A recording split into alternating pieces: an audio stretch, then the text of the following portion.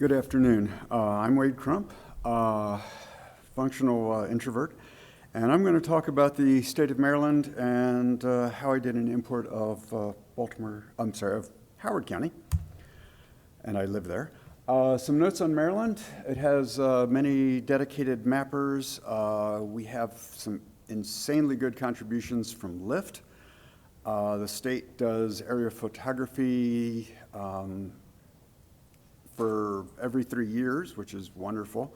We have an open data law so that we get freely available data, and we have, of course, a lot of contributions from Mapillary, and I'll show a few of those later. I was supposed to talk about more things, but I don't have time for this slide. How I used to gather addresses, I would bicycle a neighborhood, and I started with one camera, not enough. Added a second camera, still not enough. Added a third camera. That works because now you get forward and reverse and side mailboxes. Of course, there just aren't enough mailboxes with good enough addresses. In the picture here, you'll see that I have actually my bike on the car, so I can get 4 cameras on that rig. And of course, the problem with that is getting clear images, rain, bugs, equipment failure. It's a lot of work, bad weather, etc. There must be a better way, maybe importing county data. Still very useful in new neighborhoods, which I do a lot of. And this is a Mapillary map of just my contributions in my section of Howard County. You can see that I've pretty much done every road. And if it's a really thick line, it's every road with forward, backward, and right-facing cameras. So my interest is addresses, and with addresses, I also am interested in buildings, and OpenStreetMap likes to merge buildings and addresses into one nice unit. Of course, there's always feature creep, which is where you're going along and adding an address in a building, and you suddenly decide that you need to clean up some other building, and there's a missing street name, and the gas line is going under a house, etc. So I try to avoid too much feature creep, but it's really a problem. So a brief history of the Howard County import. Many years ago, tall guy Elliot Plack, who's not here, suggested I do an import. Imports are great. I started writing code in QGIS, Python 2, waited around for Python 3. Didn't like those enough, so I went to Perl, which is my language. And a classic import is either fully automated and dangerous in that it allows you to make thousands of mistakes very quickly, or it's manual and slow. And both involved a lot of conversion of the data, a wiki page, approval from the community. And then at another conference, Elliot told me that the classic import was out of fashion and I should go with Map with AI. So in that is a collection of pre-processed and pre-approved data. It includes buildings and addresses, which I'm most interested in, as well as roads and footpaths and trees and places. It's a mix of artificial intelligence for like building footprints and roads, as well as local authoritative data sets processed by Esri and other sources. And it allows the mapper to quickly add missing data, and it's no longer a true import. If you do this, the first thing you want to do is check for local, county, or state government data because it's going to be higher quality than something that the AI did. I don't have any Maryland data in Howard County, so I went with the US addresses, which are a combination of authoritative addresses, along with the Microsoft building footprints. And problems with the address layer, well, it's missing counties. It's a couple years old. The street name processing has introduced errors. My favorite is Clawson Lane becomes United States Highway Clawson Lane, because if you're into regular expressions like I am, US was matched and became US Highway. The other horrible error is the directional prefix was doubled, so East Parkway becomes East Parkway East. Problems with AI buildings, again, they are machine generated. So some are bad, some are good, and some of the humans I've seen are actually, unfortunately, bad. So it's a mix. You should check your building very carefully as you import it. If it's horrible, I just delete them and start over. Sometimes the AI can get confused. This warehouse is a perfect example of that. I don't know what it was thinking. And then, of course, it will pick up house decks and non-buildings. If you have a container farm, little 20 or 40 foot long international shipping containers, sometimes it'll pick those up. Bing AI buildings are based on Bing imagery, which was done leaf on, so you get a lot of trees and you can't see buildings through the trees. The Maryland imagery I'm using is leaf off, shot in the spring, so it is wonderful. The two editors that support this are Rapid Editor, which is based on ID, so if you know ID, you know how to do Rapid Editor pretty much, and JASM. Both editors work the same way, where buildings are only shown if there isn't an existing building, but addresses are always shown. So if you're flipping between the layers, you need to make sure that you're not overworking by adding addresses that you don't need. In Rapid Editor, what I do is I add a building, I select it, I add it, I select an address, I add it, and then I add the building to the address and combine them so that I have the full package.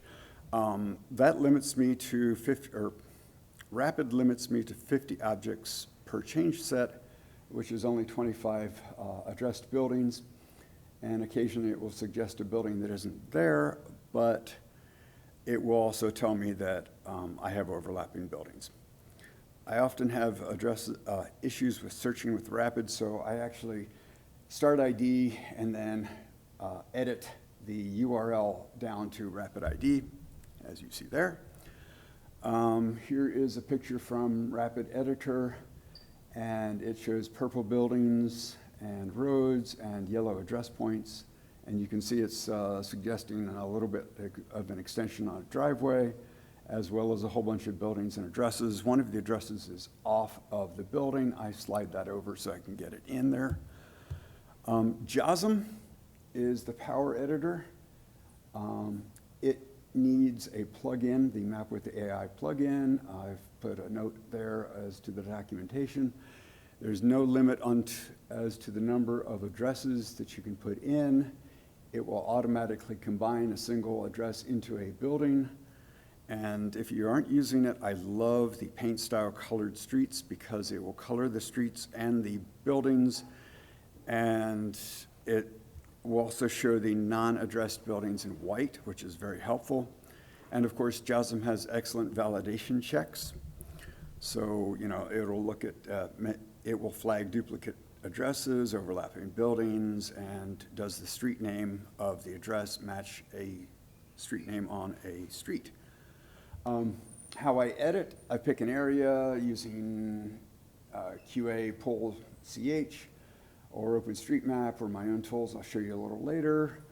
I usually use Rapid on my laptop or JASM on my old laptop. Since fixed this problem.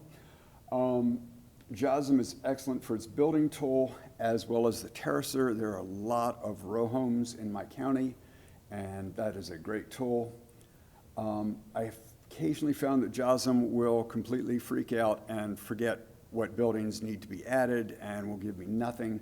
Occasionally I'll delete all the layers and start over, and that usually helps. And JASM can be difficult to install. Maybe it's just me. This is qapoll.ch, and this is one of the tools I use. You'll notice all the green buildings are addressed buildings. The red ones have no address, and it will use orange for things like sheds and garages. So I like to tag sheds and garages so that they blend more into the background.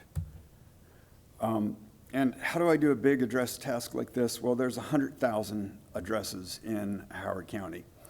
And I'm a hobbyist. I have a full-time job.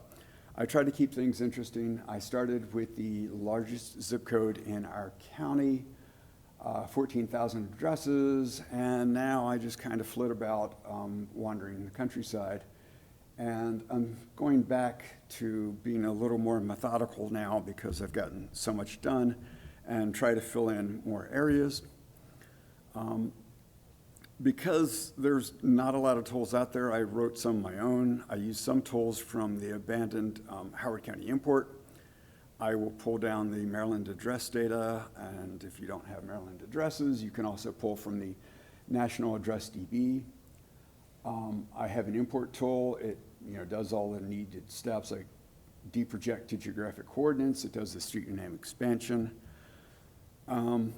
I then get an extract of OpenStreetMap data. GeoFabric has a lovely Maryland data set, and I use Perl and Ogre to Ogre to extract the buildings and the addresses. And then I put it all together. And that gets me this, which is the blue is perfect. They are addresses that are in both, and they match to the letter. The red are the ones I still need, and the cyan are the ones that are kind of close. We think we might have it. We don't know for sure. A lot of those are compound words. I'll find treetop and treetop, or lily and lily, which the county occasionally will get typos on the subdivision plan, and we'll take one of the two. A typical editing session for me is 25 to 100 buildings per hour-ish. I have a full-time job, so I spend about an hour watching TV and editing. Some days I go take a vacation, go somewhere else, and some days I just go out and touch grass. You can see that I've done a lot throughout the past year with a couple of days where I was off. Here's a map of Maryland. And this is showing the addresses we currently have as of earlier this month. You'll notice the central counties are well represented. All of the further out counties are very poor. And Southern Maryland is lovely. This is Howard. And then at this moment, I have 80% done. And I'm very happy with that. I'm working toward the 81%. And what's next? Very interested in getting Postgres to speed up my processing. Currently, it's taking me 14 hours to process just Maryland, which is a small state. I want a new category for close matches so that I can do some of the compound words where I pull out punctuation and spaces and double letters. I also do an analysis of street names and house numbers, because I want it to be a full postal address that you could mail something with. So I want a street name, the house number, city, state, zip. So I have something that does that, and I want to find and fix all the partial addresses. I want to fix Howard County and finish it, and then probably do yearly updates. And then I want to start with Anne Arundel County, which is the next closest county and has a lot of really bad houses. And I have to look out for that guy because he is an illegal trail user and I'm on my bike a lot. And that's the end. I hope it didn't go too fast. Thank you. Thank you. Wade. Are there any questions from the audience? Any questions for Wade? Here.